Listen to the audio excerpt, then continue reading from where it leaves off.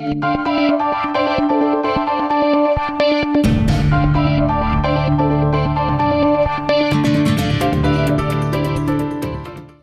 we But starting in medias res? we are, which Wow. is Latin for smack dab in the middle. What does it In the literally middle of mean? things, In the middle basically. of things. Medias res. And even though it's in medias res, I can clearly see that we have things behind us that Yes, clue folks into what we're talking about. of course. And it's about time we did do this. Everybody's doing it. They're all talking Yeah. about it. You see all the, every Poe reference I can find in the House of Usher. I'm going, okay, so we ought to do the Johnny version of that.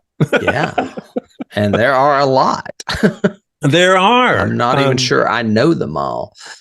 Well, and I doubt if we'd be able to do them all. I've No. compiled a bunch, but I'm sure there are ones we miss or ones we don't know. I mean, that's what, as we've talked offline, one of the things that's amazing about this Fall of the House of Usher miniseries, Flanagan's last Netflix excursion or Hurrah. whatever, is just how steeped it is in Poe and the literature and everything, not just the fictional stuff, but the real life stuff and how he ties that into his telling of this story.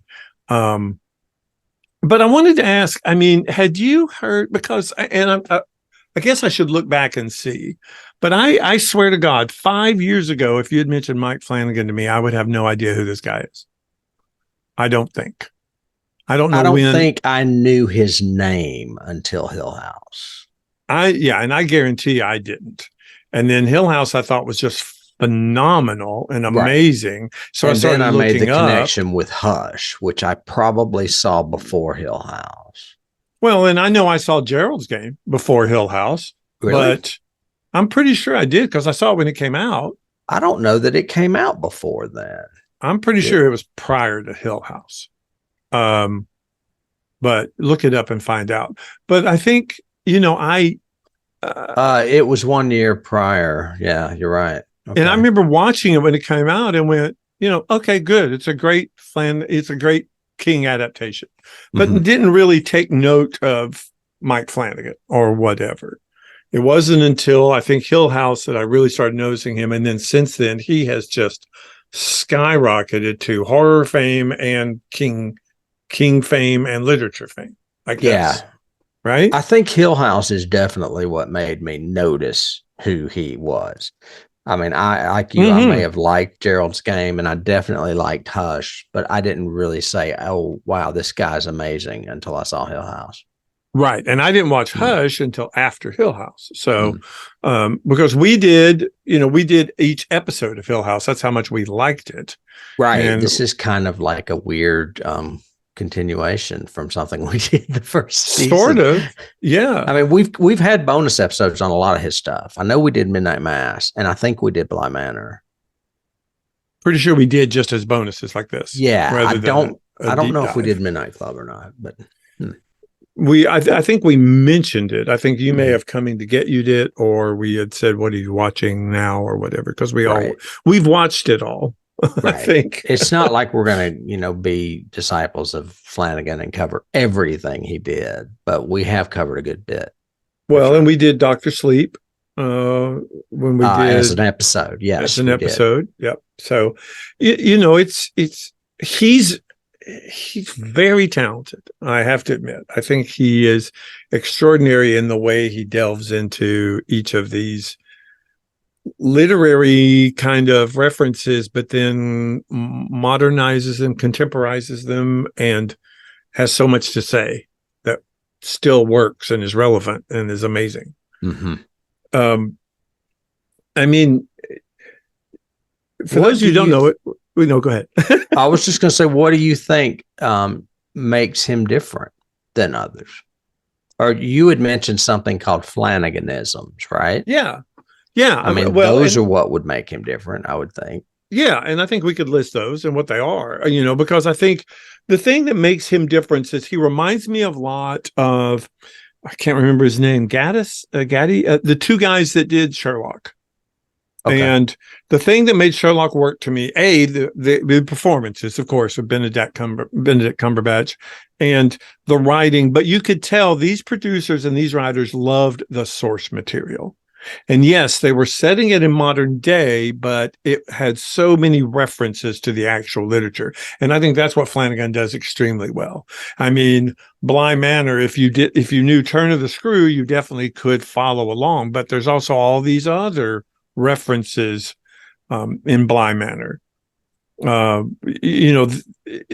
This one has so many references, which I'm sure we'll go through as we just pop through each episode, sort of thing.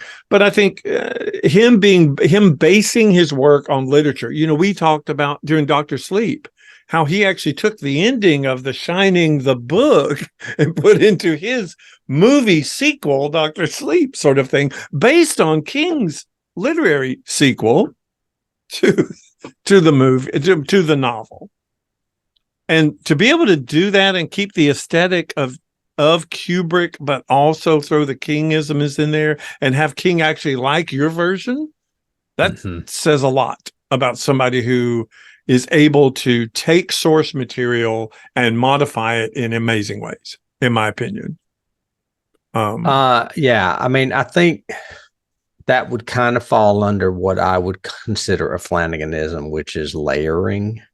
Ooh, that's a good one. Yeah. His layer, I mean, everything, God almighty, where do we go with this? The Beatles song Glass Onion is in my head.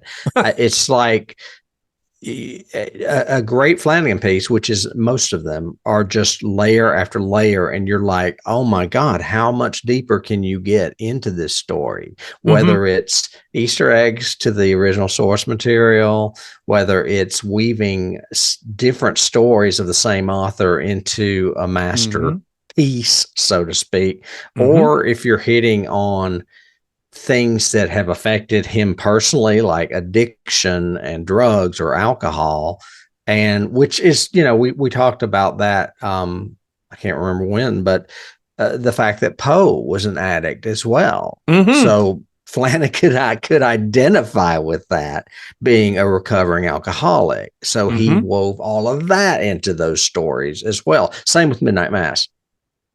So I would say layering is a distinct Flanaganism, so to speak. I totally agree. Layering, and the way he, to your onion reference, the way he peels it at different times in different ways.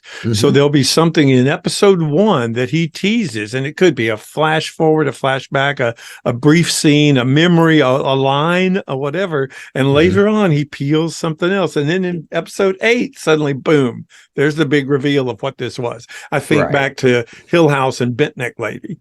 And the fact that it took like 5 episodes to finally get there. When we did, it was like, oh my God. Oh my God, she is the Bent Neck Lady. She is the Bent Neck Lady. It was so exactly. Good. Which is one of my madman with a giant bulletin board and just a million Post-its. Yeah. Him just going, oh, we're going to do this. We're going to do that. Going around the corner and the other walls too, So which is a kind of dual Flanaganism to me. Usually a big twist or some kind of twist is in it. Like Midnight Mass has its twist. Midnight Club has its twist. Hill House, of course, has the twist sort of thing. But also that kind of, I don't want to call it a gimmick, but there's this tease reveal sort of thing. He's really good at teasing something and then getting back to it later on. Well, that's what I was going to say. It's not necessarily a twist. It's more like a unification, if that's the right word, where you start off with something and then you go into these little individual things and then it just all wraps up really conveniently in a really pretty package with a big O on it. It's because he doesn't forget stuff. He doesn't have lost plots, or what do you call them? Plot holes, so to speak. Right. Everything's there for a reason. Very well plotted. Very well plotted. Layering. I think layering, that's a great way of saying it. So my Flanaganisms, just some of the basics, are based on literature, because a lot of it is, most of it is that he has done so far. So he's not above saying, oh, it has to be my totally original idea that I write from scratch or blah, blah, blah. He can take literature and adapt it very well. Hmm. Like you said, family issues. He deals with a lot of family issues and dysfunctional families.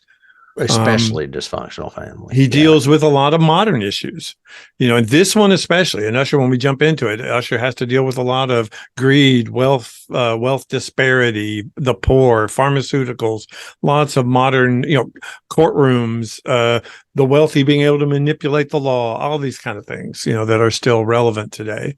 Um, he has, I said gimmick just because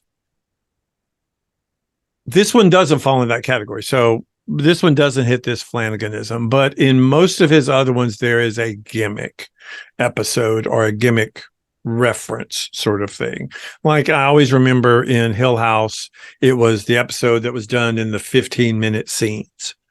Each section was 15 minutes long, one shot. Hmm. And even those blended into each other. So you had to kind of watch because it could essentially be all one shot It was sort of like an thing. homage to that Hitchcock film, Rope. Rope.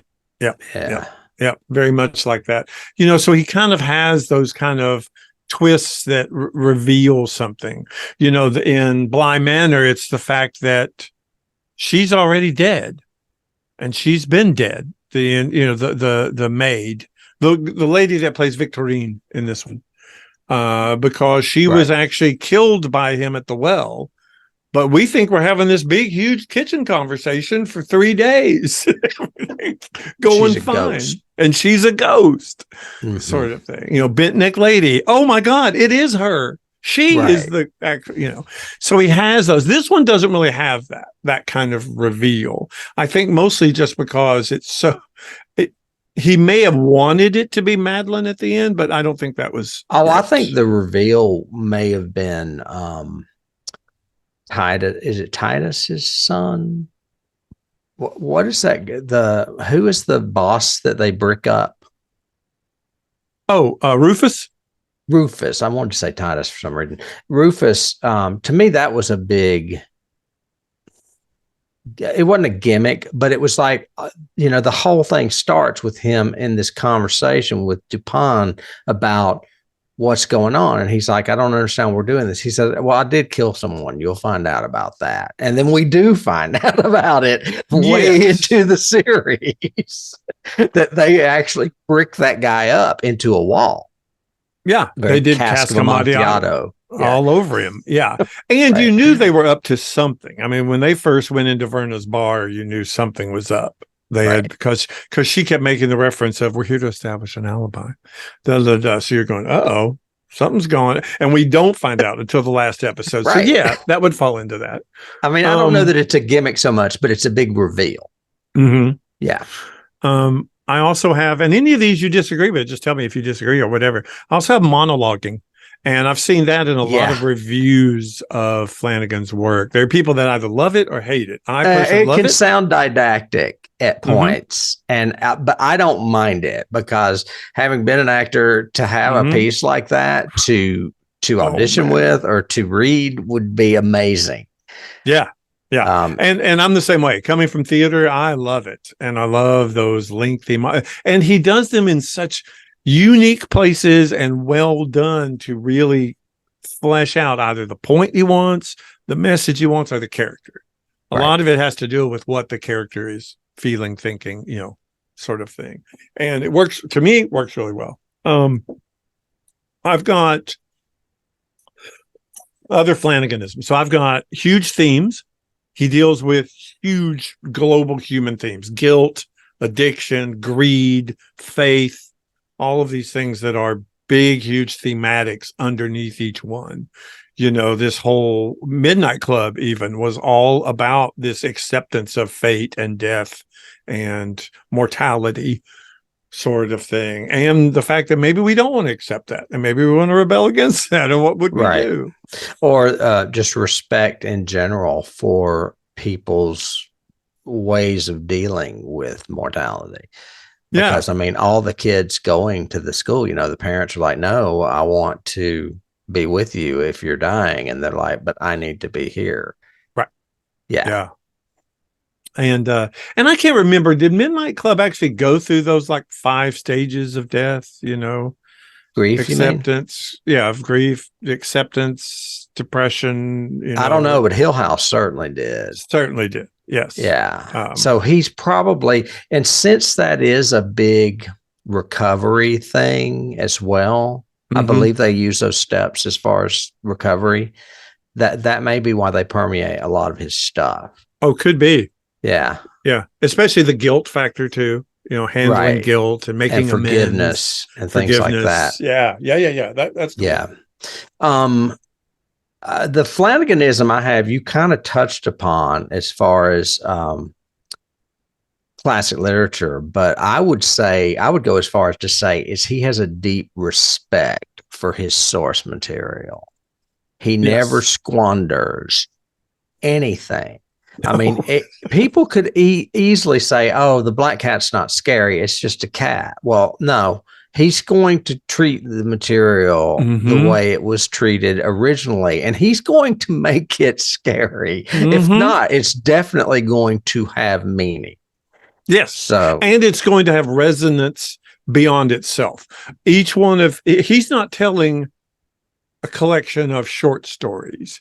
He combines, like you said, he weaves and threads all of these things through so that it's not just this isolated thing that has repercussions to everything else and to other things down the line. For instance, the first if I was to describe this, I would describe the series as bookended by Roderick's pieces, and then the middle parts or each episode is about a child. So you got the father. But what I was going to say is that the first episode starts with, it's called Midnight Dreary, which is the beginning of the Raven poem. However, there is a premature burial in that story. Yeah. So they didn't call that story the premature burial, but it has elements of Poe in it that are not a part of the Raven story or the Raven poem. Yep.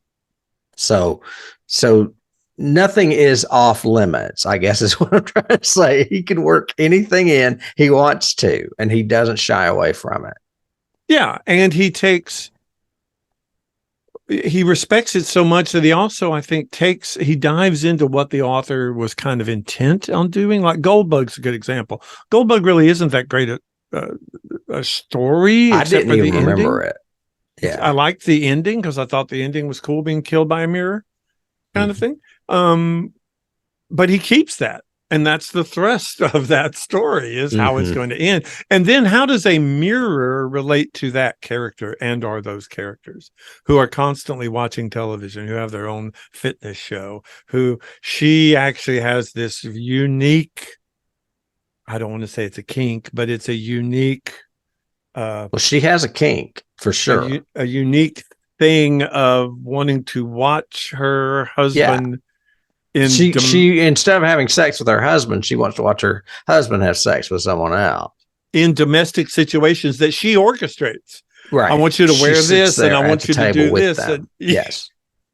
It's crazy.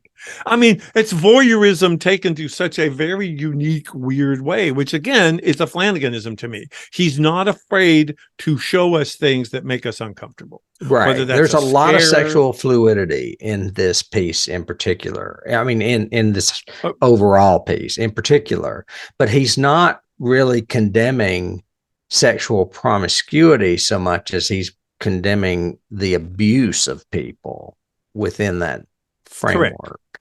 Correct. I think he's very, it's another Flanaganism, is he's diverse. His casting in general, casting is a huge Flanaganism. Very diverse. Because he has his cadre of people that he always works with, which I like. And so casting is one, but also the diversity that he has in his casting. And to your point, this fluidity. I mean, it's been in all of them, not in Hill House as much, but definitely started in Bly Manor. It's definitely in Midnight Club. It's definitely in Midnight Mass. It's definitely in this. I mean, there's thruples in this, and I'd never even seen a thruple on film before. Not in like a television show or whatever the equivalent of this is. No. Right. So I thought that was again, to your point, it's not he's condemning any of that. No. He's showing it and showing underneath all that maybe some human foibles that people need to be Well, yeah, responsible like for. Camille is very abusive to her assistants, which she Yes. basically also has sex with. Yes. and, Yes. and it's like, I'm cool with you having sex with them, but why are you so mean? Agreed. Totally Not to agreed. mention you're their boss and it is a sexual harassment thing, but Yeah. Details. Yeah. Yeah. Yeah. And then you've got what's his name? I can't think of the black cat guy, Leo, who, I think it's the first time you see him. Somebody's giving him a blowjob and it's a woman. And then you realize his boyfriend's at the door. Yeah. And you're like, holy shit, he's screwing around on his gay boyfriend. So obviously he's bisexual if he's doing it with a woman. I mean, there's just, and you just accept it because it happens so fast. You're in the middle of things, like we just said. Mm-hmm. And I don't know. It's just, I like that he's very modern that way. Yeah. Well, and later on, the same character says a lot about the character. Later on, the same character in the Black Cat episode wants to receive and not give. He doesn't seem to ever want to give anything. He wants to take everything, which goes back to that character of, his character too. Mm-hmm. But yeah, I agree. I think the fluidity he shows is amazing without condemnation. The lack of gender bias, the lack of racial bias, any of that. It's very... Right. Or gender bias. You already said that. I was going to say women in general too are strong in his stuff.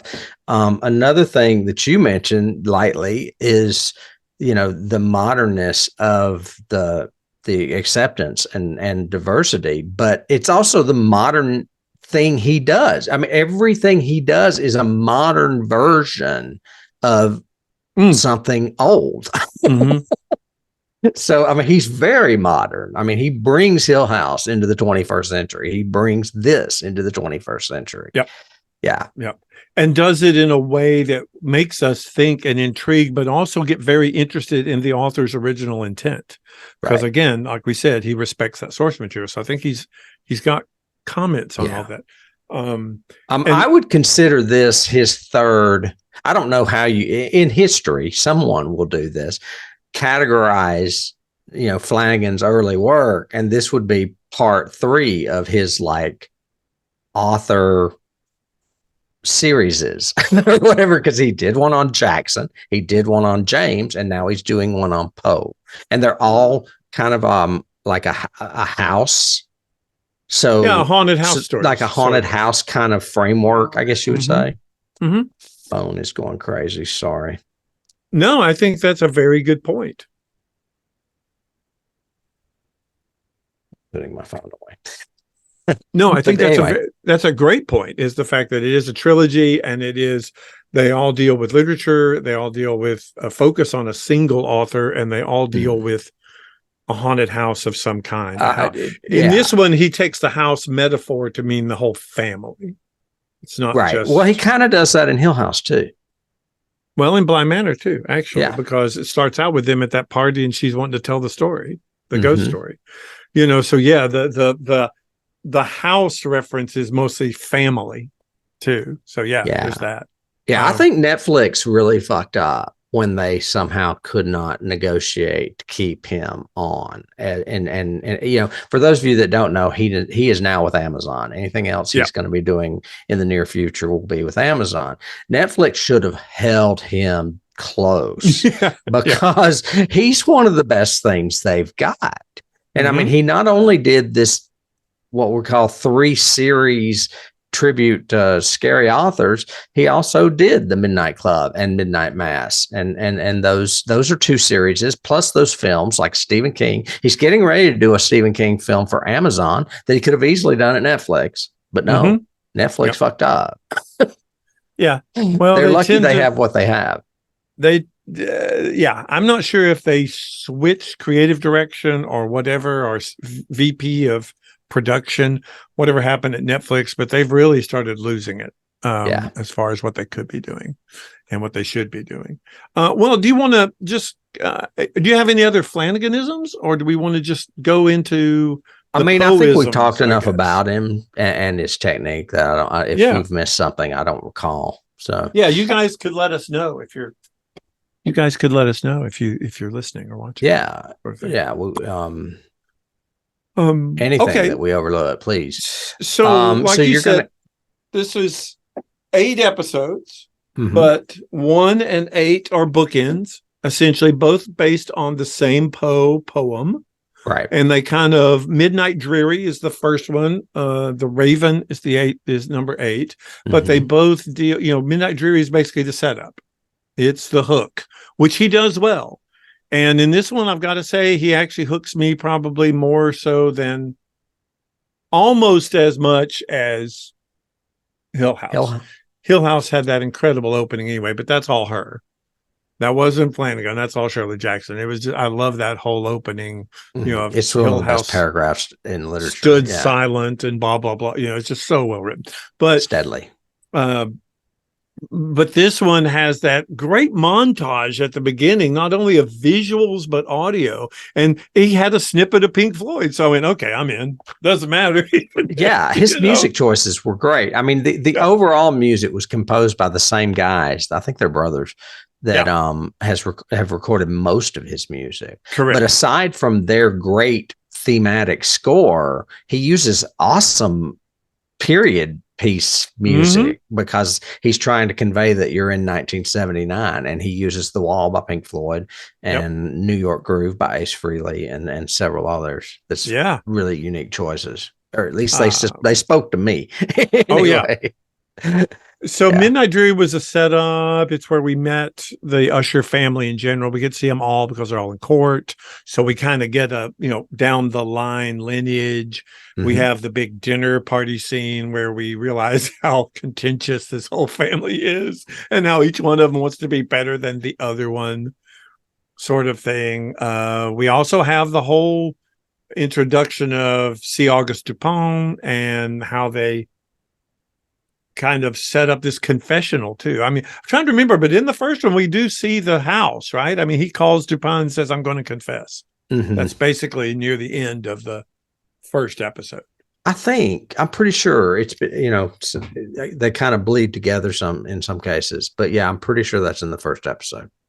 And I know the first episode ends with him falling out of the limousine and looking up and seeing the raven and saying it's time. Yeah. But you've got, again, all the poism references. So you've got, of course, the Ushers. You've got Roderick and Madeline. Both of them are in Follow the House of Usher.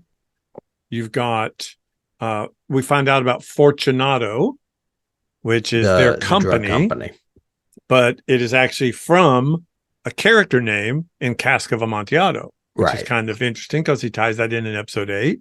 When that character dies, he dies like that. Yeah. You've got C. Auguste Dupin, who is the detective. I have a picture of him, maybe. There he is. Yeah. And a lot of people don't know. I mean, Poe essentially invented the detective novel with Rue Morgue. And that's that's this character is portrayed in Rue Morgue, Purloined Letter, and I think a third. I think he's got in 3 of his stories. But Rue Morgue's story is not until episode 3. Correct. Right. Correct. But this character it's kind of like Arthur Pym. Dupin. Arthur Pym is in this one too. And that he's from a short story, Arthur Gordon Pym. Actually, he's from the only novel Poe ever wrote. Oh, that's right. You're right. The only novel. Correct. Yeah. Something about Pym. I can't remember the name of the damn title. The full one is called The Narrative. The Narrative of Arthur J. Pym. Arthur Gordon Pym. Gordon Pym. Yep. And it's about him being on a ship. And they mention the Mark Hamill character being on a ship at one point, and he's building a ship in a bottle. Is it somebody is? Frederick is building the ships in the bottle. Yeah. And he makes a couple of the references from that short story. And then Pym, when he's talking to Verna near the end of the season of the series, he mentions tells the whole story. Or Roderick tells the whole story of that's how I got hooked up with him, because he survived this. I think they treat it like a trip to the North Pole kind of thing, and this around the world sort of thing, but they had to eat their own crew. I mean, it was very dark story sort of thing. Right. There's actually a Um, joke in there where he says he's having Richard Parker for dinner. yes, It's a very like Silence of the Hannibal Lambs. Yeah, Lecter yeah, sounding. yeah, yeah. I'm having an old friend for dinner. Yeah. Right. Uh, And it's kind of an allusion to that story because there is cannibalism in that story. mhm.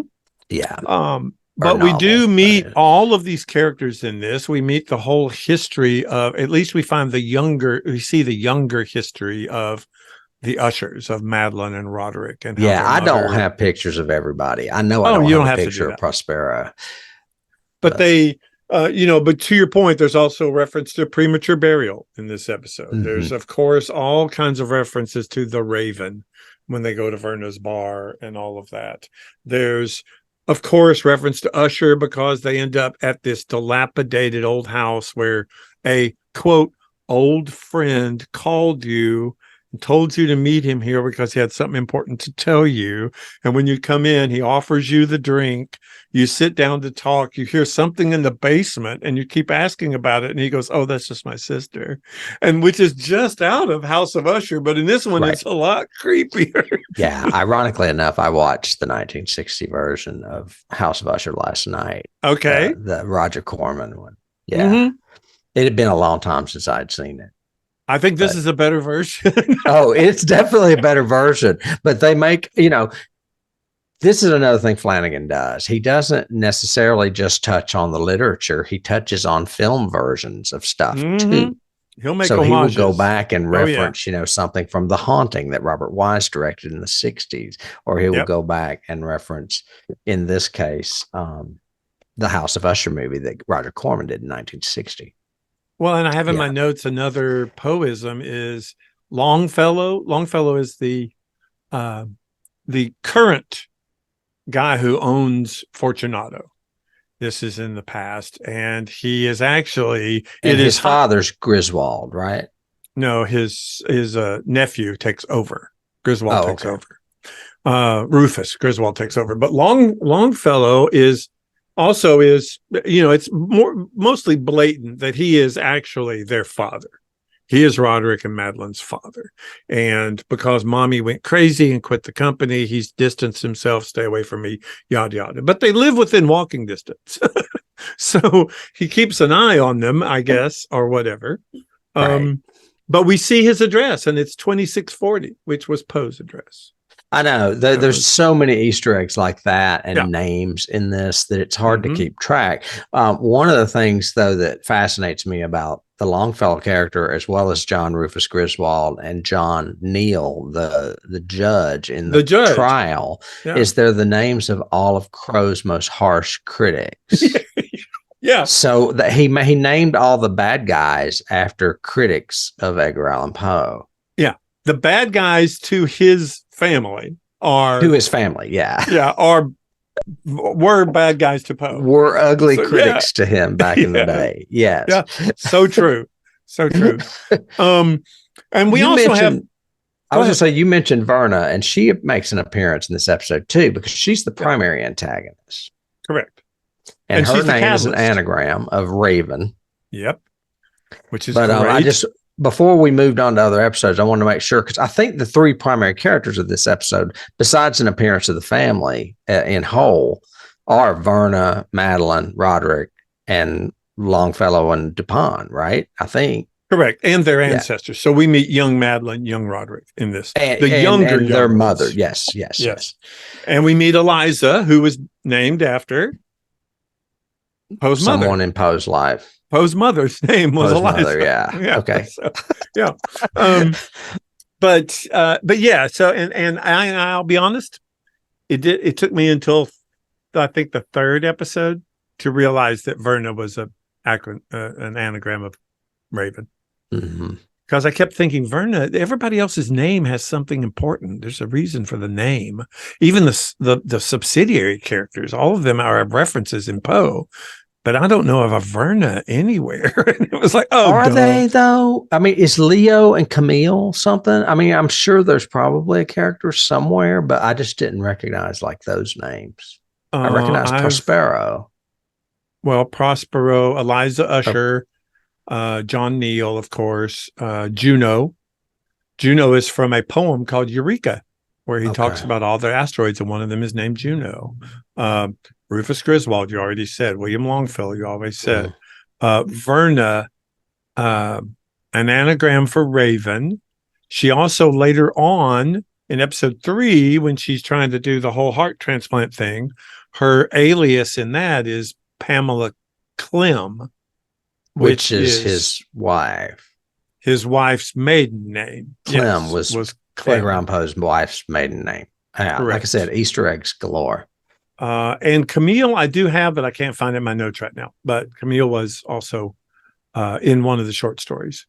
So that's what I was wondering. Okay, because I don't remember Camille or Leo. But then again, it's been I have read most of Edgar Allan Poe's stuff, but there's no way I retained it all. I guarantee Leo. Leo is that's his nickname. His actual name is Napoleon, and they call him Leo. But Napoleon is in Spectacles, another short story. Yeah. So yeah. Well, there you go.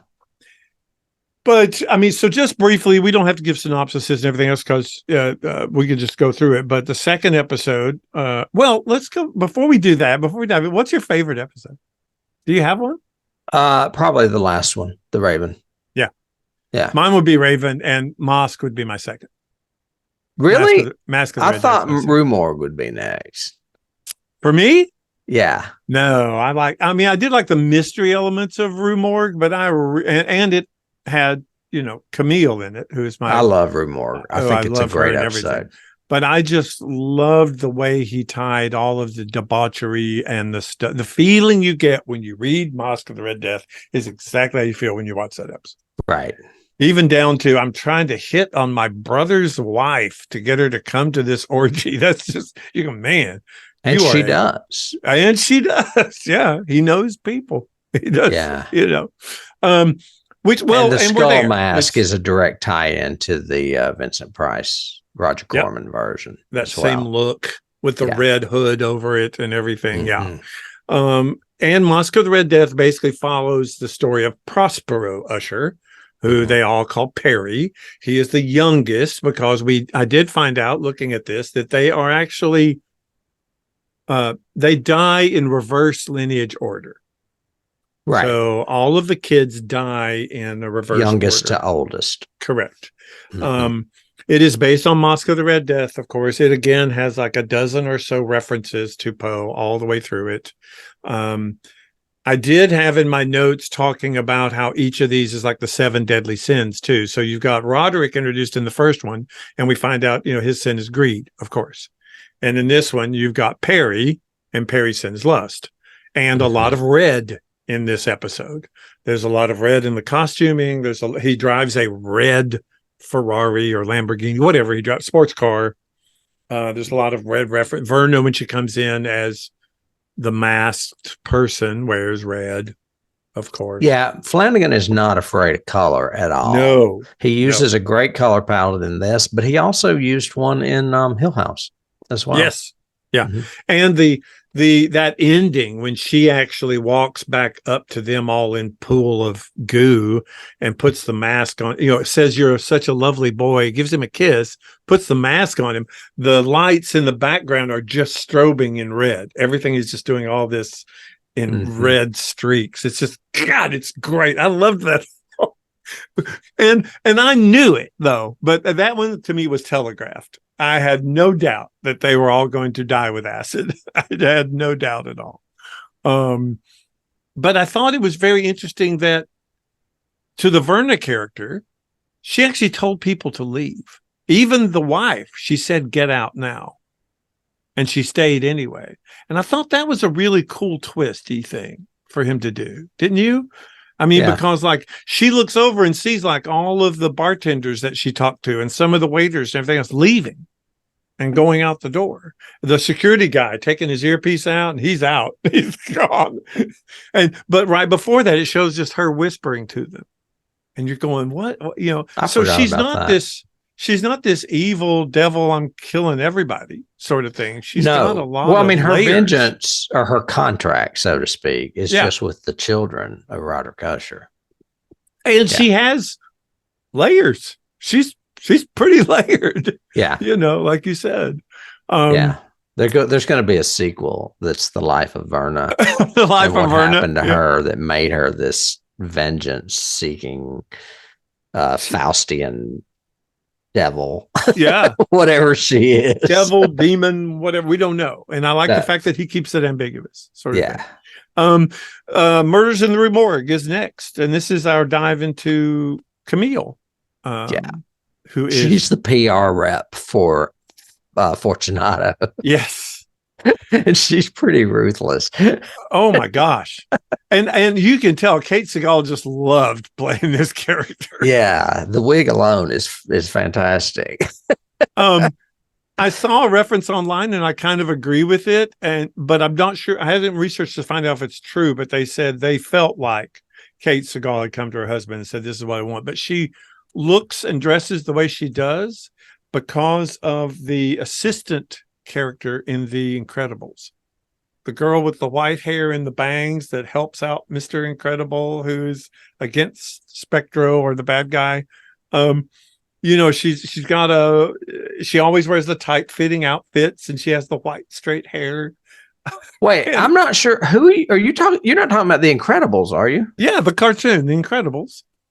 You're not talking about the little costume designer. No, not Edna. No, I was going to say, Edna, I don't think she looks like that at all. No, not Edna. She looks nothing like Edna. But the other girl who's the assistant to Spectro, the bad guy, and she's always helping out Mr. Incredible. And she's the one that flies the plane. She's the assistant. Kind of thing.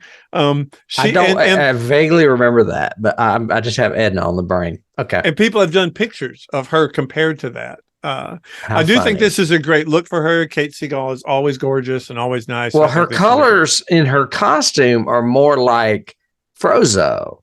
Yeah, very powder blue. She's right, like blue and white or blue and silver. Yeah, exactly.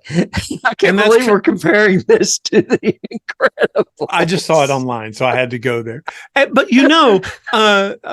again, to your color palette thing, this episode is very centric to her colors. So there's a lot of that powder blue, gray, silver. That's her coloring. And it's complemented by all the blacks. Her assistants wear black. We keep cutting from that to Roderick and Dupin, and it's all gold and black in that house with the fireplace and everything else. So we keep going back and forth. Yeah, I do wish they could have pushed her death back a little bit, because I would have liked to have seen more of her. I so agree. Yeah. I think that was one of his only missteps in this. Is I think Rue Morgue should have been switched to the next to last or later on in the series. But yeah. In show order, to me, is not as strong as this one. In lineage order, you kind of have to do that. I've got in my notes, this is the first reference we see to Madeline's instruments. She has an immortality collection, which is from a short story called Some Words with a Mummy. And it's all about the whole hook in the brain and the wrapping in oils and all of that. So that's back to the reference to Madeline's obsession with immortality. And we're not doing a step by step, but each of these episodes, in addition to the murder of the child, is also layering in this further story of 1979 in the bar, what the Ushers do after that with Rufus Griswold at Fortunata, or what they have been doing with him for that, and what's happening with the other siblings. The sibling rivalry going on, everything that's happening, everybody freaking out because Ushers are starting to die, sort of thing. So you have the overall plot, but then you have the subplots woven in as episodes. Yeah. Like this is a huge episode with Rufus, because this is the one where they actually talk about not Lipitor, but whatever the drug is. I can't remember what it's called. And how it's about how it's really bad for you. It's really addictive. And the fact that Roderick's current young wife is the only person that takes some enormous amounts of it, and it doesn't bother her. Ligodone. That's what they call it. Yeah, Ligodone. Yeah, because boy, that's a reference to a bunch of other stuff. Right. And And that's the other thing. Layered onto all this is this Sadler-esque sort of thing, that a Sackler that he's doing about the opioid crisis and pharmaceuticals, big pharma in general, yada yada. That's going all the way through this entire series. How did you feel about Camille's death? I loved it. I was like, well, first of all, it's like, okay, you're going to do all these Poe stories. Well, Poe was all over the board. He wrote a murder mystery about a gorilla, or I think it was an orangutan that ended up being the murderer. But then he also, had Mask of the Red Death or the Black Cat or any Pit and the Pendulum. I mean, it's like, how are you going to weave all this shit into a modern story? Yep. And he does it effortlessly. And in this one, of course, the reason that her murder ends up being by a chimp is because they do animal testing with drugs. And she is at, quote, the Rue Morgue, which is their nickname for the facility where they do animal testing. And she gets murdered by an ape, which is really Verna. It's just like shape-shifting, I guess you would say. And I mean, as soon as I saw where they were going with it, I was giddy. I was like, this is brilliant. This is so fucking good. I cannot believe he thought of this. Well, not only did Poe originally create the detective story, he created the closed door murder mystery too, because that's what this is. All the doors and windows were locked, yet this person still died in the room. How did it happen? Well, it happened because the orangutan could climb up the outside of the freaking building. So, but also I thought it was very interesting, again, the way he layers, the way he does. He could have just left it Rue Morgue, right? But she has that little thing where she's talking to her assistants. And originally, decades ago, Roderick called his test facility Roderick Usher Enterprises. That's the Rue. And it was Rue Labs is what they called it. And she goes, but all the kids, all of us called it the Rue Morgue because of all the animal testing. And you just go, oh my God, he just hit on 9 different things. Yeah. He's so good. Again, layering. And that's probably why this might be my second favorite episode. Yeah. It's a really good episode. It is. And it's, like I said, it's probably my third because I go back to Mosque. Black Cat. Again, Black Cat's not one of the best of his short stories, but it's okay. This one, we follow Napoleon Usher, who we have seen. And we see that cat early on, and we don't think about it. No, you don't see it earlier. There's a reference to it earlier. There's a fact that he doesn't know how to take care of it right. And his boyfriend kind of goes, please do this for me while I'm at work, kind of thing. But instead, he's kind of, because, so Powder Blue, associated with Camille, going back, Powder Blue, and her deadly sin is envy, because she's very envious of everybody else. She wants to know why Victorine is doing all this. She wants to know what Percy's up to. She wants to know what Leopold's up to, that kind of thing. So, but Napoleon is a lot of gold and yellow in color. So his apartment is very wood, very gold, very unique. Frederick even says, I haven't been here before. Last time I was here, it was this kind of sort of reference to it. And his boyfriend Julius is one of the few redeeming characters in this as well. Yes. Yeah. And most of these people are pretty despicable. And Julius is based on a short story called The Journal of Julius Rodman. So that's where he gets that name. And in that story, he has, he doesn't have a cat in that story, but there's another, but he does, no, wait. Julius also owns a black cat named Pluto, which is the name of the cat. Cat in the story. Yeah, exactly. So again, that layering that he does. And if I'm not mistaken, in the story, the cat claws his eye as well. And Leo gets his eye clawed. I mean, as soon as it happens, I'm like, oh my God, that's got to hurt. Oh, yeah. A cat claw to the eye? Yeah. Yeah. I have 4 cats. I understand these things. I sympathize. Well, totally. Cats' claws are nasty anyway. They get, your cuts get infected. Cat scratch fever. So it should be a song. But yeah. But this is that whole, I couldn't tell when I was watching this because I intentionally didn't look ahead at what the episodes were called or titled. Right. I didn't either. So I couldn't tell, is he doing a Telltale Heart thing? with this because he's hearing the cat in the walls, that he's Right. going mad. Well, no, I think that happens in the story as well. I think it's just something that Poe is obsessed with. Well, and it's very claustrophobic. Same with premature burial. And if I remember correctly, Black Cat is like, Pet Cemetery. It's the cat coming back from the dead kind of thing. And because he knows he killed it and buried it or whatever. Yeah. Correct. Yeah. So it's that kind of homage, sort of, that kind of storytelling and paranoia and everything. I did find his death to be the less traumatic of all of them. It was kind of funny because he went out the window. He's basically chasing the cat off a banister. Yeah. I mean, it was very Roadrunner. Yeah. It's but like, that's after there goes Coyote. But that's after he's actually taken Thor's hammer or a mock-up thereof to every wall. That cracked me up. I was like, where did they bring that out? They like have a tie to the Avengers in this movie. Well, he's a gamer. So yeah, he has his little stuff there. Yeah, he said, I'll get a better hammer from Hemsworth or something. Yeah. Yeah. And again, for the deadly sin, his would be sloth. Because like Camille tells him, you don't invent games. You give money to guys to invent the games, then you just play them and take the publicity, sort of thing. So yeah, he's sloth. We come from that to Telltale Heart. Class, probably, would you consider that probably Poe's most known story? Or would you think it's The Raven? I'll be honest.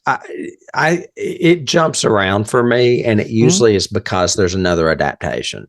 It's like you hear forever about Pit and the Pendulum or the Black Cat, but then all of a sudden someone releases a new version of the Telltale Heart, and then it's like, oh, that's the big one. So they kind of alternate for me. I don't know that I could really place one. If I had to choose one, I would choose House of Usher. I mean, House of Usher would be my hands down favorite story of it. Yeah. I just think to the general public, they've probably heard Telltale Heart. They probably heard that story of the guy that goes crazy and is actually doing a confession to the police while he's sitting on top of the body where he hid the body, and he keeps hearing the heart. And all he hears is a heartbeat. Yeah. What did you think of this episode? Did you like this one? I liked it. I thought the ending was a little far-fetched. I thought, why would she put her girlfriend on the wall and try to put the heart in her once she's already dead? I mean, she's clearly crazy because she accidentally murdered her girlfriend by throwing an ashtray at her, which was actually reminded me of that ashtray in Creep Show. Oh, yeah. I can see that. The one that she kills Nathan Grantham with. Adelia. Yeah. She gets mad at her girlfriend who's leaving her. And as she's leaving, she throws an ashtray or some kind of piece of sculpture at her, and it kills her. Yeah. So then she decides, I can bring her back to life with my heart. And she pins her up on a wall. The reason we know this is Roderick finds the body at the end of the episode. And that to me was a little bit too much. I think it would have been better if he'd have just found the body and nothing had been done to it. Well, but it's interesting because but they were trying to show she's gone mad. So. Yeah, and the guilt comes from not killing. The guilt comes from killing and then applying the heart, trying to keep her alive, to bring her back. That was the guilt part of it. And that's what she keeps hearing is the ticking of the heart veil. They call it a heart veil because it's a mesh, a heart mesh that goes over the heart and can actually help all of the vascular system, which again, layering. The reason that she kills her is because she refuses to do a human trial, but she has to have a human trial because it's Daddy's money.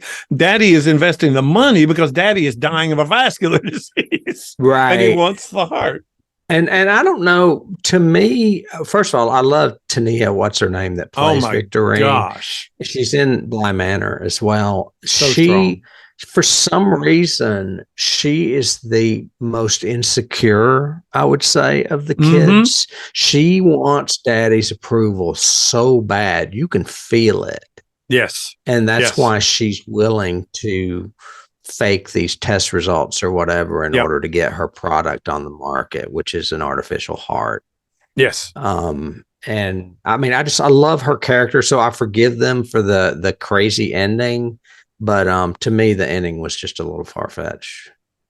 I agree. I think it would actually have been better if Tim had been the one to find the body and her rather than Roderick. You know what? That's a very good point. I agree. And who doesn't want more of Mark Hamill, who is fantastic in He's this? fantastic in this. Oh my God. Yeah, he's great. But so I thought that was, yeah, I think of all of the episodes, Telltale is probably, in my opinion, the weakest for me, even though both of them are remarkable actors and actresses, I think, or actors. They're really good. I did have a Poe reference, which was Alessandra Ruiz, who is her lover, right. Victorine's girlfriend, is named for Poe's 1835 unpublished play, one of the few plays he ever wrote. Wow. Named Politan, in which a suicide pact is made, a clue as to Alessandra's murder by Vic. Yeah. So she would be murdered.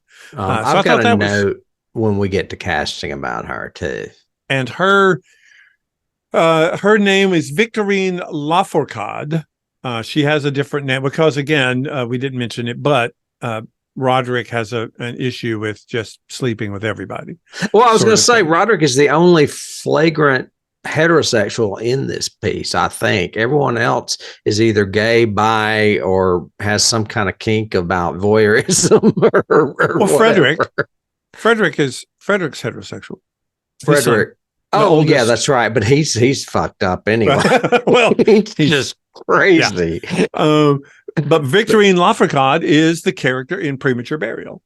That's where that comes from, is that short story. So, and again, she's clothed in orange a lot, or in variations of burnt like orange, browns and yellows. And her deadly sin is pride. She thinks she can do this hard. She thinks she has the power to do this sort of thing. On the Goldbug. So, well, I was going to say on to Goldbug, which I would also think is pride. I'm not sure why. Goldbug I have as gluttony, greed, indulgence, because she is constantly, I mean, from the she uses people like tissue paper, right? And the kink and the way that she manipulates him, and the advertising and the channel and the whole workout industry sort of thing that she uses. This what's it called? Built. Yeah, her husband is like the face of an industry of health and fitness or whatever. Yeah. That she is the backer for. Her name is Tamerlane, which I'm sure is a Poe name. It's a poem. Okay. By the same name. Yep. Right, because that's such a unique name. Yep. And I really like the guy that plays her husband. He was in a couple of Flanagan I think he was in Midnight Mass as well. Oh, Matt Bidell. Yeah. But she's the one that forces him to have sex with, who is actually Verna. Eventually, yes. Verna finds her way into everyone's life. Right. So for Percy, she's the mask, and she comes in as the guy. For Napoleon, she owns the pet store that gives him the cat. That gives him the cat because he's trying to replace the cat he killed of his boyfriends. Yes. Right. For Camille, she's the guard, and she ends up becoming the monkey, but she's the guard. Right. That lets her in, everything else. And for Goldbug, she's one of his workout assistants or models in the videos. Yeah, it's hilarious. And then she's a hooker. She's a hooker. Well, she ends up being a hooker, and then it ends up being twisted in Tamerlane's mind that he's actually having an affair with this woman continuously behind her back. Right. Yeah. And that's why she fires him, and he basically says, "We're married," and she's like, "Not anymore. This partnership's over." You know. Yeah, with a couple of these. So with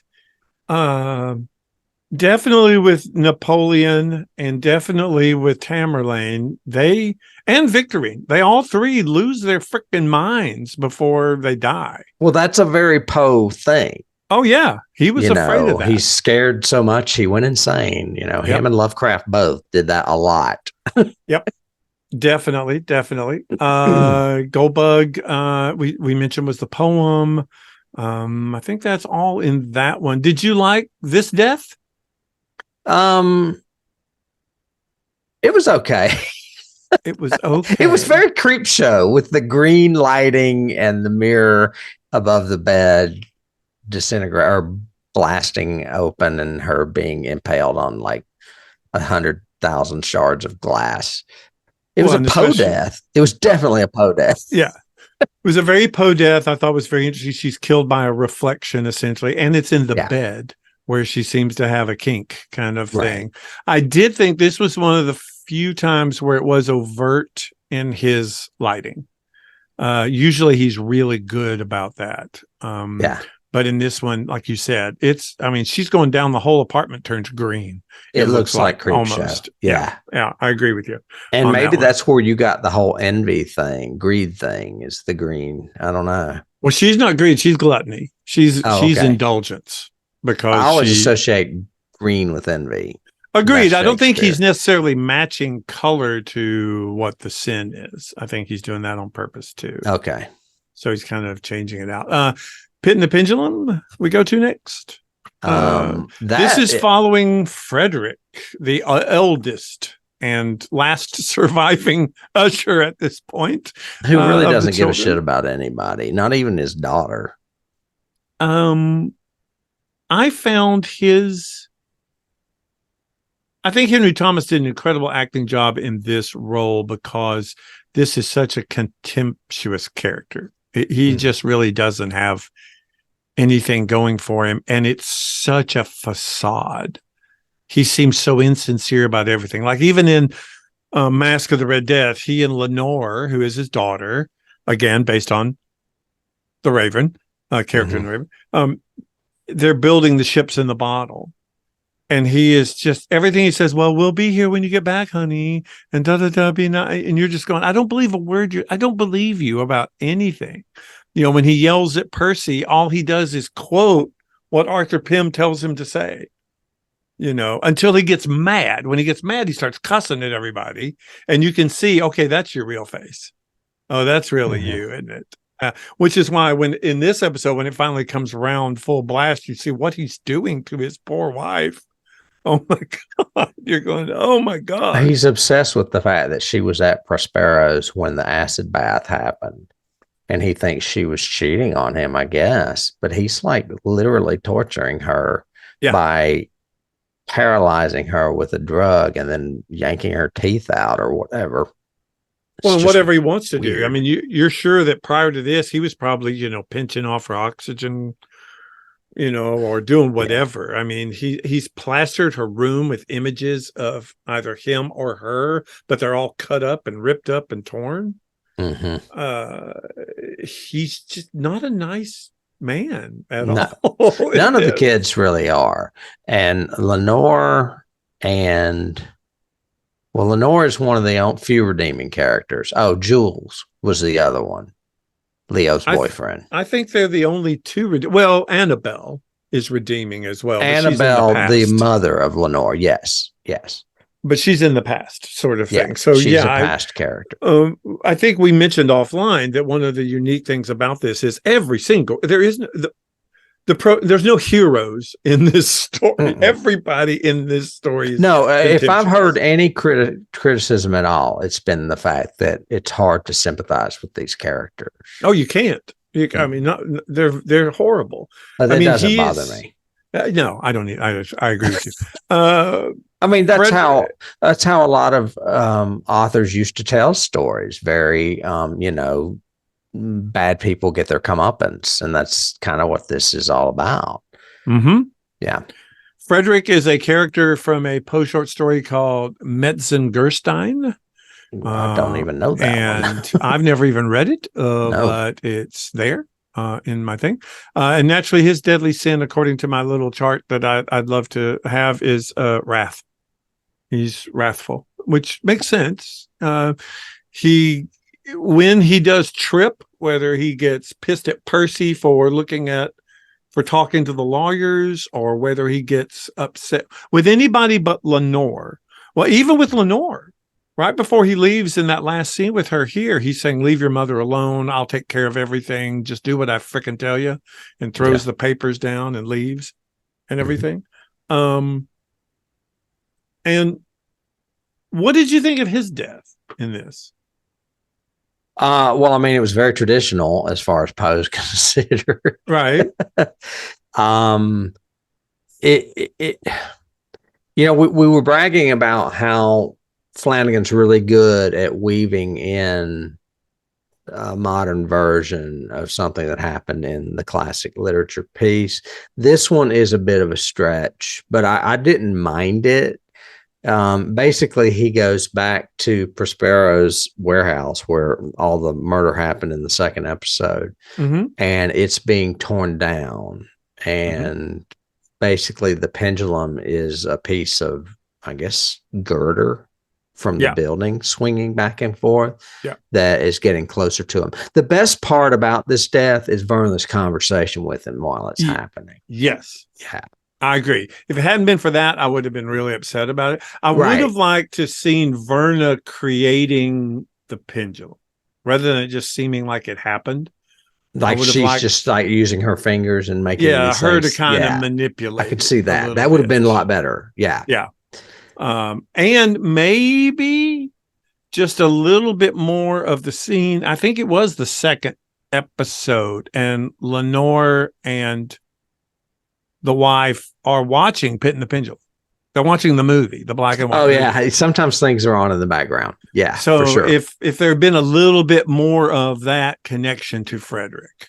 So when this finally came, it's kind of like, you kind of got what you deserved, dude. Yeah. Or maybe more mood swing too. Oh, yeah.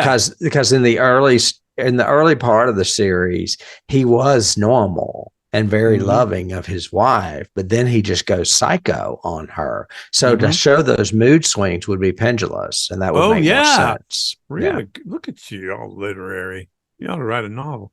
But and of course, Wrath. But then we get to the Raven. So we're at the last, and I was very curious going into this episode. I was going, how is he tying all this stuff up? Because we got a lot of stuff. And that's one thing that I do think Flanagan does very well is tie his story, tie his story threads together. Yeah, everything comes around. It's unified. Yeah.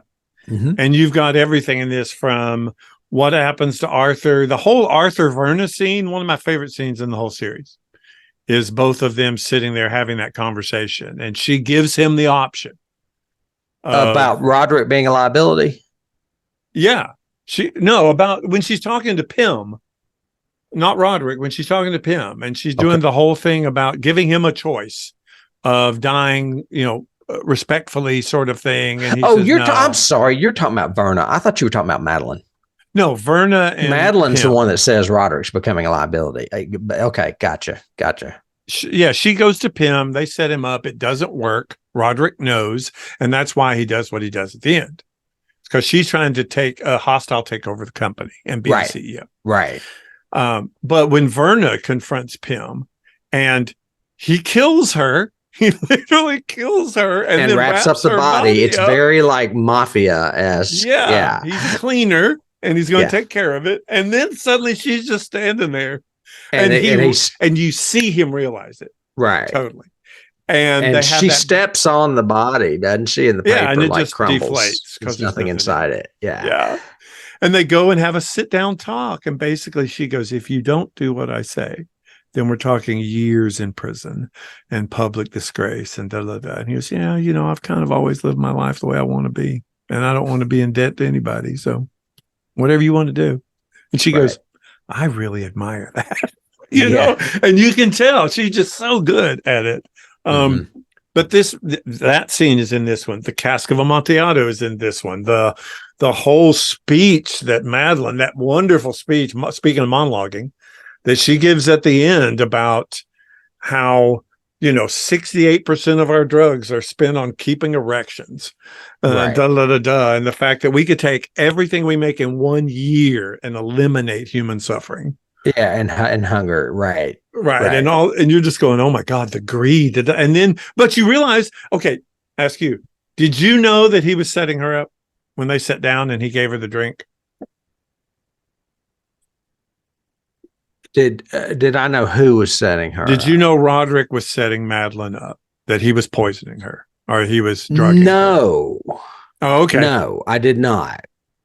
I thought so. Just because he was so adamant about pushing that glass across to her and everything else, I thought, why is he doing that? Why is he giving her a drink? I don't understand. That whole twist took me by surprise, but I Mm-hmm. was so grateful after it happened because I was like, I want my Usher story. You And would, yeah. this was my Usher story. And he Madeline's in the finally gave it basement. to me. Yeah.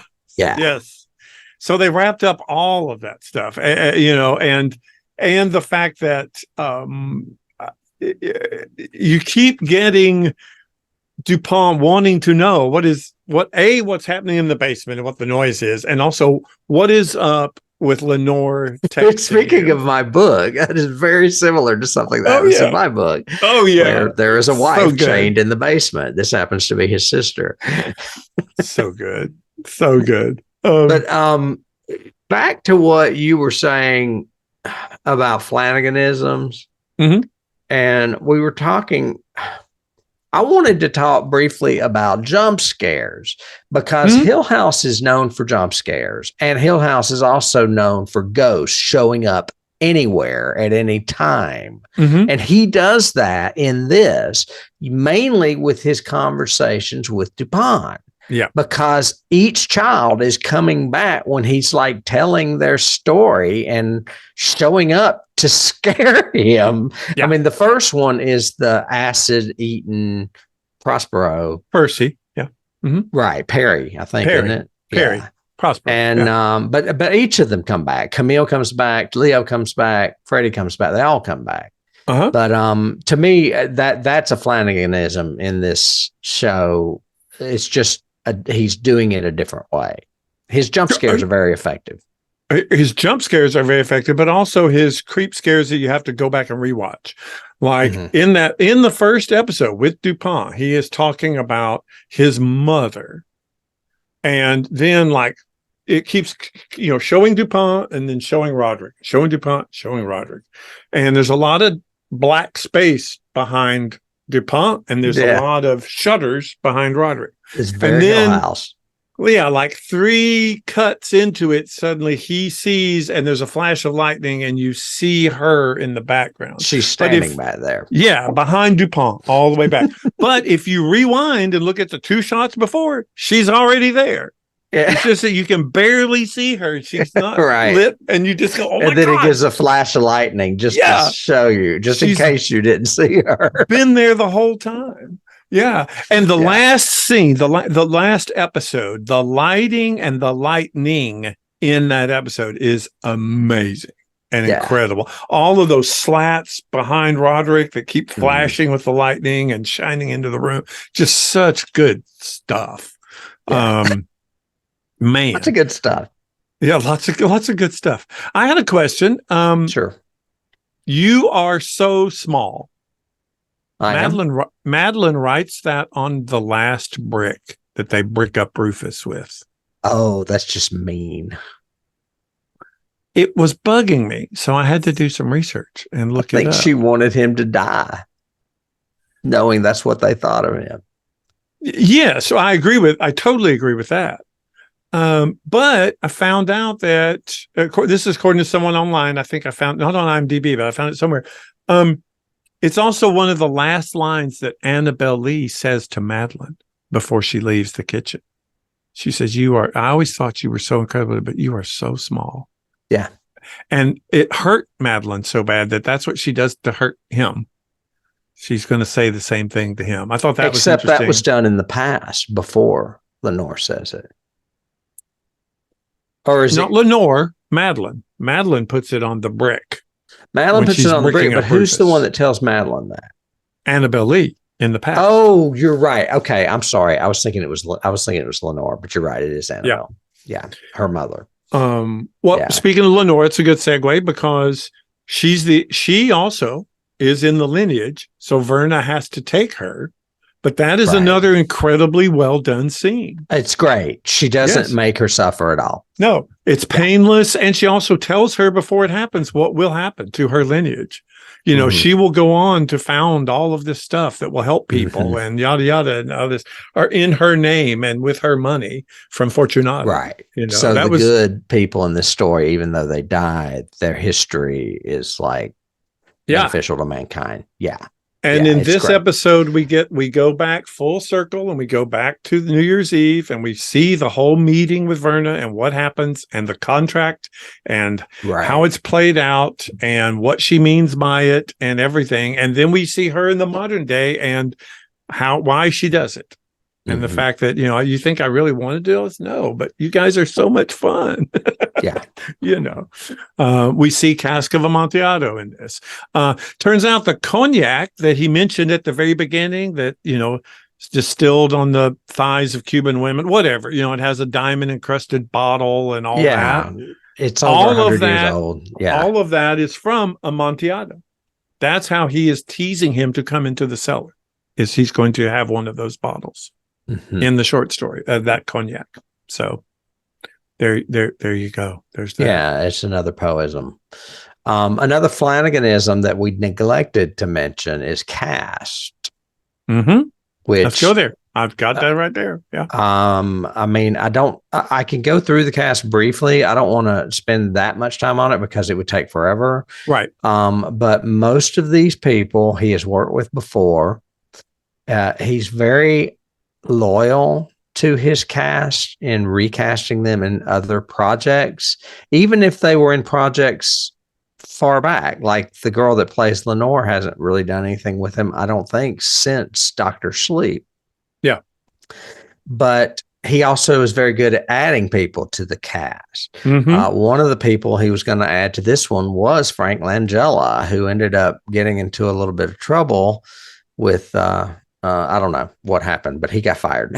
And that's how Bruce Greenwood ended up with the part. Bruce Greenwood, of course, we know from Gerald's Game, and he is phenomenal in this. He is phenomenal. He is also Christopher Pike in JJ's Star Trek universe. Right. And just there should be awards for this particular miniseries for some of these roles and what they do in it. He should definitely be there. The top three: Carla, Bruce, and then of course a new one, Mary McDonald. This is her first show with Mike Flanagan. Is just a dynamo. Epic. So you've got her in Greenwood, and then you've got Carla Gugino who plays Verna. Those are the three you're talking about. The three, I guess, main characters. Has she been in everything? She wasn't in Midnight Mass, right? She was the judge in Midnight Mass. Oh, that's right. Okay, yep. She was the storyteller in Bly Manor. She was Olivia Crane in Hill House, and she was Jessie in Gerald's Game. So this is her fifth project with Mike. Man. Yeah. Bruce, this was just his second. He was in Dr. Sleep. He played Dr. John in Dr. and Sleep. Gerald. That's what I'm saying. Yeah. I'm sorry. You're right. This would have been his third. Gerald's Game was his second. But the reason he ended up in this was because Frank Langella fucked up. And too bad, so sad. Thank the gods. Yeah. I mean, Bruce is amazing in this. And he was the one I was like, I don't really see him as Roderick Usher, but now I'm like, can't see anybody else. The Lemonade speech, speaking of monologues, the Lemonade monologue alone is worth him winning an Emmy, I think. He's phenomenal. Yeah. Well, that and the speech she makes about the pharmaceutical industry. Yes. Mary McDonald. Both of those. Yeah. Both of those are great. Yeah. But and as I mentioned, what? His ability all the way through to play the power of Roderick Usher, but to show this empathy underneath at times and this frailty that he has, and then to do the fear. It's hard to do that kind of emotional range in a show like this, and he does it so well. Yeah, agreed. Yeah. Yeah. Mary McDonald, who plays Madeline, his sister, as I mentioned, it's her first Flanagan show. Someone I mentioned earlier that I remember in something else we did, that I remembered her from Dances with Wolves, and someone kind of got onto me about it in comments on YouTube, that she was also in Battlestar Galactica, which I haven't seen, but I'm sure she's wonderful in it. She's amazing in it. She's really good. She's basically the Secretary of Education. Basically, if you want to think about it, that's her job, and everybody else gets killed. So now she, within an hour, has to become the president of the galaxy, kind of thing, And she has no skill set to do this at all. Okay, she kind of falls into it. Yeah, she plays a great character. Okay, yeah. You mentioned Henry Thomas, who played Frederick Usher, the oldest child. Yes. I'm beginning to think that his relationship with Mike might go back further than anybody. I didn't list everything he's in, but he goes back to the movie Ouija, which was one of Mike's first feature films, I'm pretty sure.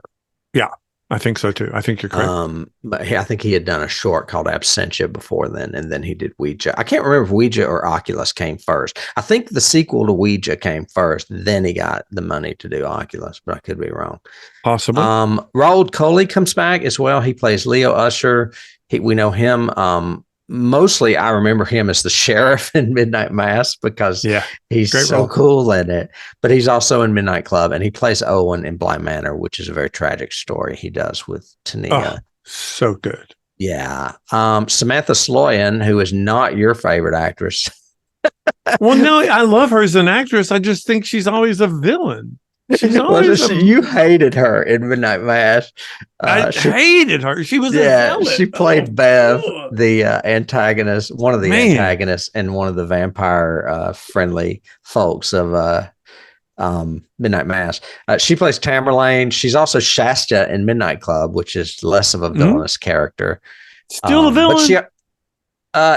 She's still a villain, but she's not a villain in Hush. She just gets murdered in Hush. She's the next door neighbor. I mean, she hadn't developed her villain roots yet. Obviously, she was growing. Tania Miller. The only thing she has done with him other than this is Bly Manor. Bly Manor. But I just want to mention she's in Sex Education the first season, and she's wonderful in that show too. I love that show. Great actress. Zach Gilford plays young Roderick. He has done several things. He was Flynn, which was basically the lead character in Midnight Mass. Yep. But he's also in the Midnight Club. Yep. Willa Fitzgerald is new to Flanagan. She played the young Madeline, but actually there were two young Madelines. She was like the middle one, I think. The 1979 one. Yes, the 1979 one. Michael Trucco played Rufus. We know him as also Frederick in the Midnight Club and Wade in Midnight Mass and John in Hush. He was the one that tried to rescue. Well, I mean, I don't know if he was trying to rescue, but he was on to the serial killer outside the house in Hush.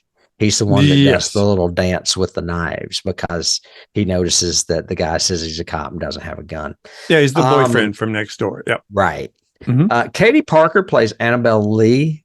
Katie goes way back with Mike too, all the way to the indie film he did, Absentia. She, I remember most as Poppy in Hill House. But she also played Perdita, the sister in Bly Manor to Kate Siegel, in the flashback episode that was in black and white. You remember that? Yep. She was one of the sisters. She's great. She played Silent Sari in Dr. Sleep. She also had a small part in Oculus. And she is Annabelle Lee, which is actually one of Poe's poems. And it's actually quoted quite a bit in the series. Because Roderick supposedly wrote it in the story. So about her. So. Yes. And Lenore, of course, is her daughter. Yep. Matt Beidel plays William, the husband of Tamerlane. He is also, like I said, been in stuff. He was in Midnight Club and he was also in Midnight Mass. Morella Usher was played by Crystal Ballant. We don't get to see her much except in bandages. I do have, before Morella, I do have Sure. a Poe reference with Bill T. Wilson, Matt Bydel. Okay. Tamerlane's husband, Bill, he's also Bill T, like Bill T. Nation, Built Nation. He's named after Poe's 1839 short story, William Wilson, which is about a doppelganger, a fitting connection to Bill and Tammy's role-playing nights. So interesting. I get to play your husband in this sort of thing. But again, strange. A Poe reference, William Wilson. Mm-hmm. Okay. I had no idea. Yep. Morella was played by Crystal Ballant. She did play Maggie in The Midnight Club and Dolly in Midnight Mass. I think those were small characters because I did not recognize her. And unfortunately, we don't see her very much in this because she is bandaged up after she is this only survivor of Prospero's Night of Debauchery. Exactly.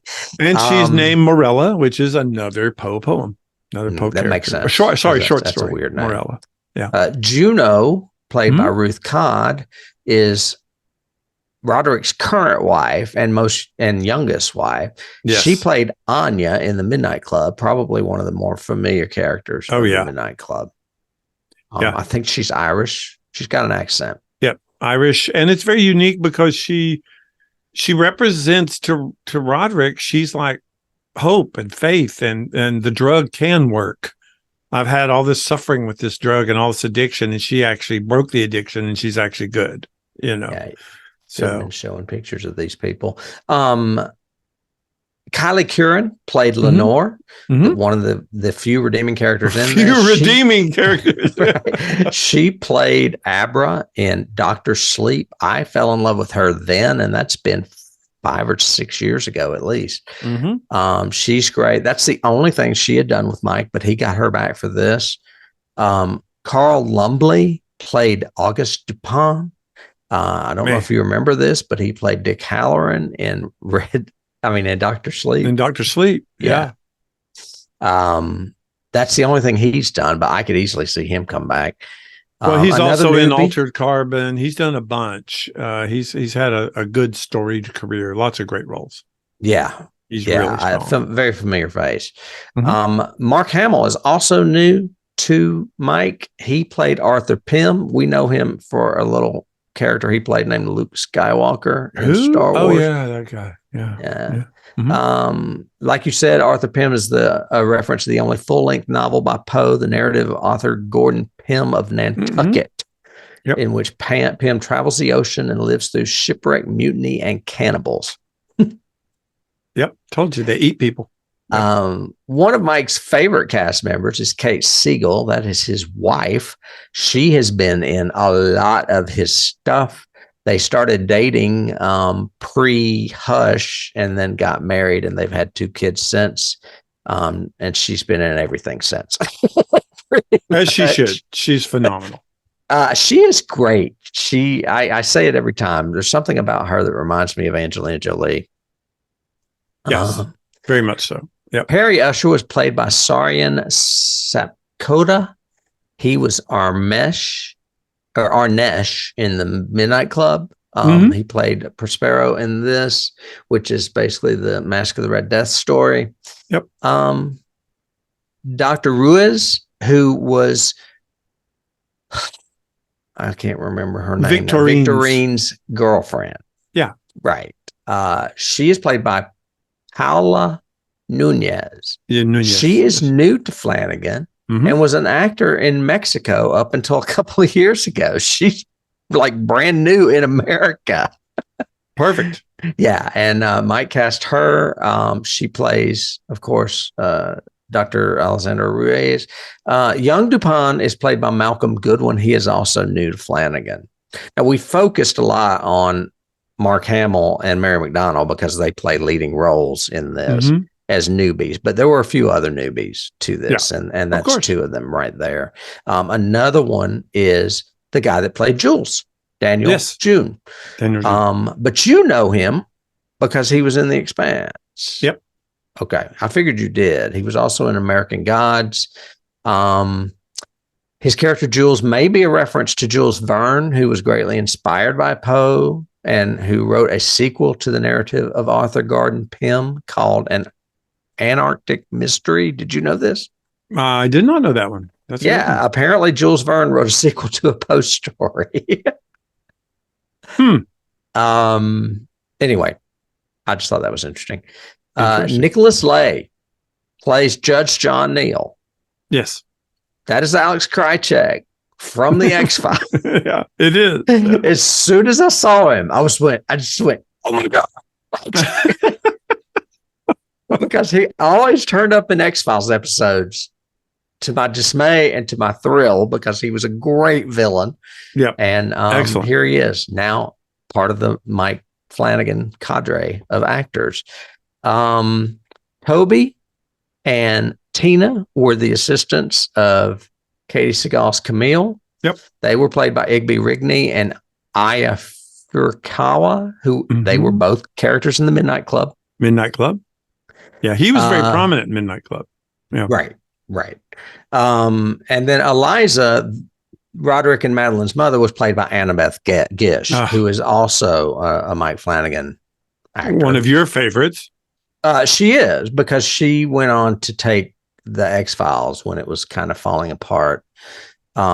She played Dr. Sarah Gunning in Midnight Mass, as well as Mrs. Dudley in The Hill House, in the night, in the dark. As well as, like I said, the great Monica Reyes. She's also in the not so great Mayfair Witches, which aired last year, and I did not like. Her husband, Mr. Dudley, was Robert Longstreet. He played Mr. Longfellow in this. He was also a janitor in the Midnight Club.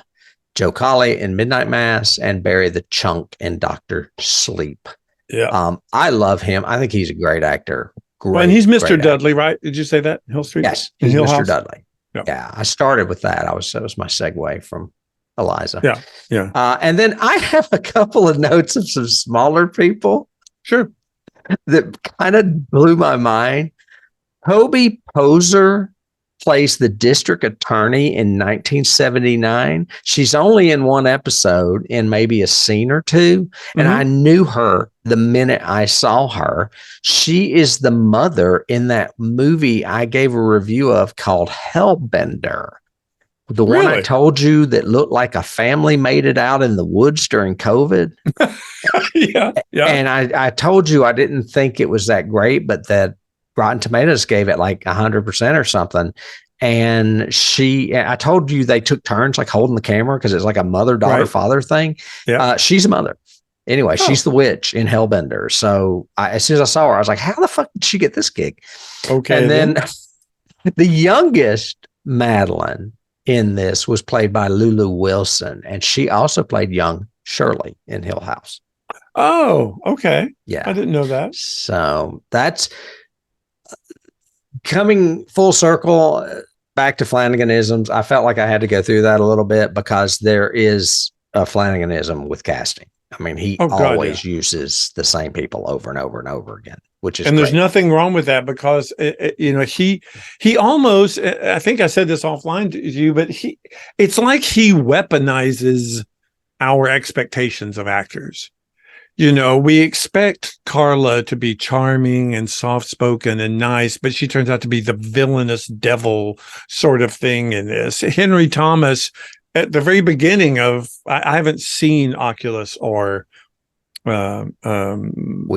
Ouija, but in Hill House, it said Henry Thomas. I said, oh, it's Elliot from E.T. And no, he's not Elliot at all in that. He's definitely not Elliot in this.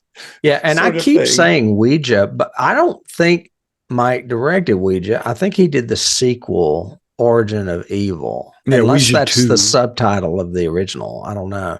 I think it's the second one he did. But, okay, because I don't know that I've seen that. I've seen most of his stuff. I think he challenges his actors. I think he has gone on record to say the reason he casts them is because they almost have a shorthand. So it's a lot easier and he can work faster and get the scenes he wants quicker. So I think that's excellent and awesome and works for me. I don't mind at all. I hope to see all of them in Dark Tower. So we'll know. Yes. Then. Which But he has another project coming out before then. Correct. The other Stephen King thing. It's right? called The Life of Chuck. It's from the novel. It's from the novella that's collected in If It Bleeds. Mm. If It Bleeds, When It Bleeds. I can't remember the name of it. Some Anyway, bleeds. and the cast of that's phenomenal. And it's also got Mark Hamill in it. So just some quick questions, like a quick fire questions. Sure. Who is your favorite character in Usher? Wow. Well, I want to say Lenore because she was the decent one. Okay. I would have to say one of the three primaries, probably all of them, but Roderick in particular. Yeah. Mine would probably be a tie between Roderick and Verna. Both of them, just because of the speeches they give, what they say, the way they handle the scenes that they have to on the subtext, everything. And ironically enough, they were the bittered married couple in Gerald's Game. Gerald's Game, yeah. Yeah. And you said favorite episode for you was Rue? I would say no, the last one. No, the last one is definitely my favorite. Rue may be second. Yeah. Yeah.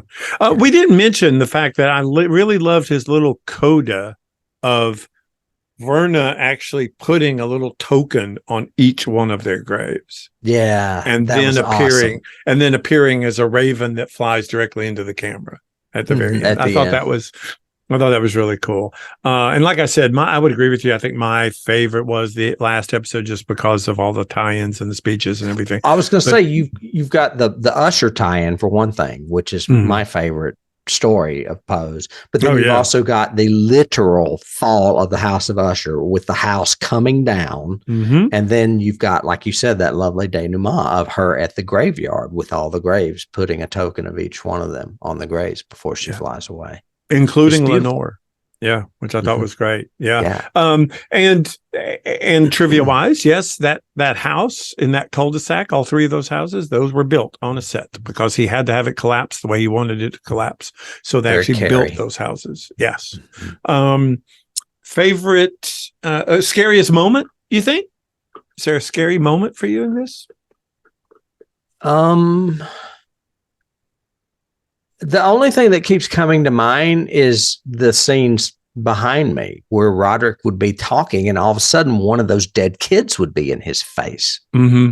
Those scared the shit out of me because they were all jump scares.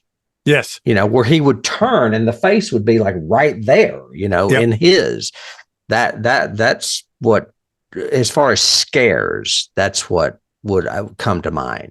Yeah, and he kept breaking that wall too, or those expectations, because we thought it was only going to happen when he's sitting there, but then it happened at the funeral, and then it happens when he's talking to Juno and she's sitting on his lap, even, and suddenly, boom! There's a character right there in his face, and it's in those intense close-ups, and it's got a huge, sound effect with it, so it's very jump scare. Yeah, and I love when they're in that picture behind Lenore, where they're all standing there. And they're like this Greek chorus of, we're your destiny. Yep. It happens a lot in the church at the funeral too, where he sees them standing up there, or he looks in the back and sees Verna standing way up by the Dr. Fibes pipe organ. Yeah. But it's very telling. It's again, almost a Flanagan-isms. You enjoy watching it a second and third time.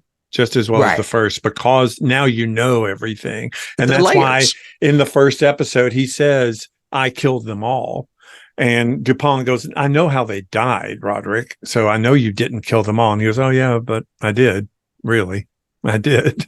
And he's got all that guilt, but you don't know why until the very end when you find out about the contract and how it works and passed on lineage and all that. So it's really good. And I guess my final question then would be, this is his last Netflix. So how would we rank them? How would you rank his Netflix efforts? Well, that's a good segue, because I was about to say I would definitely rank Hill House first, because Hill House, as you said, Mike Flanagan, this may be a Flanaganism as well, warrants repeat viewings. I have watched all 10 hours of Hill House twice, and I have been jonesing to watch it again. Yeah, me too. Because I want to go back and see if there's anything else I can pick up on, because there's always little breadcrumbs.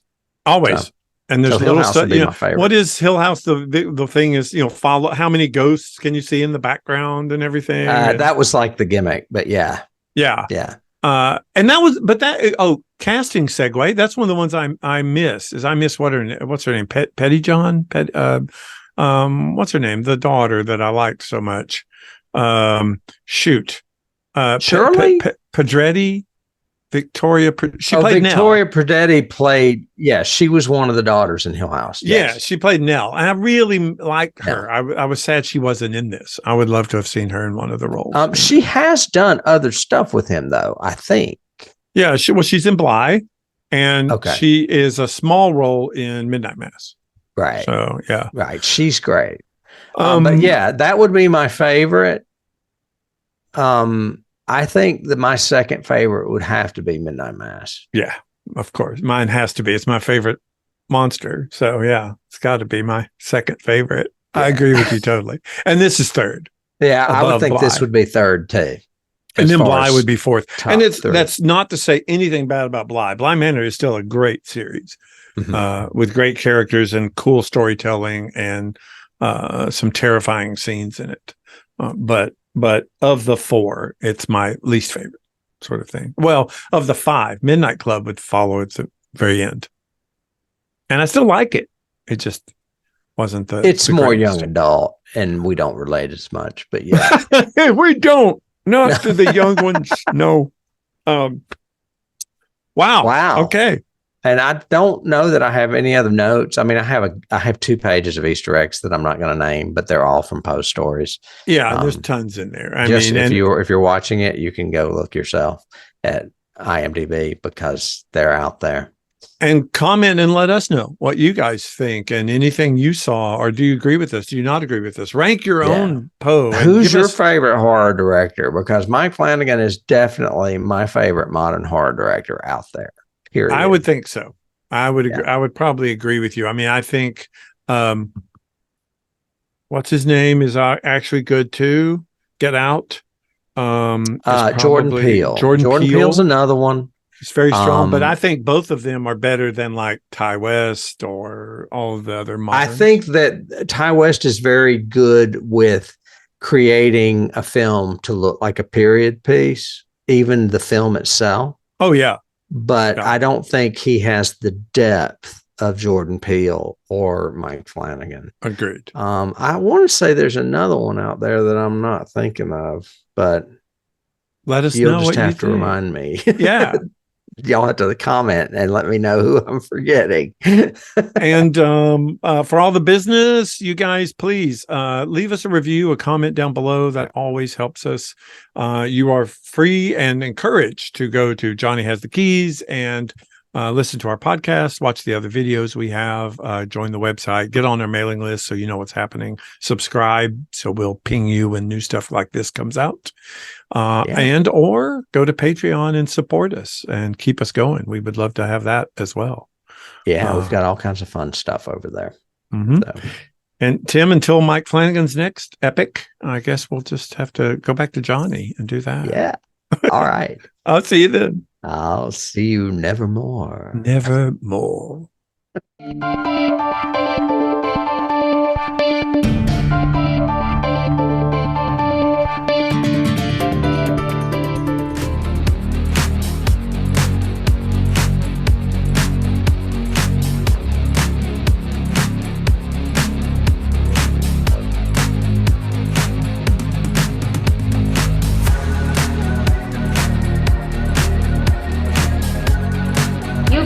Start the car. Johnny has the keys.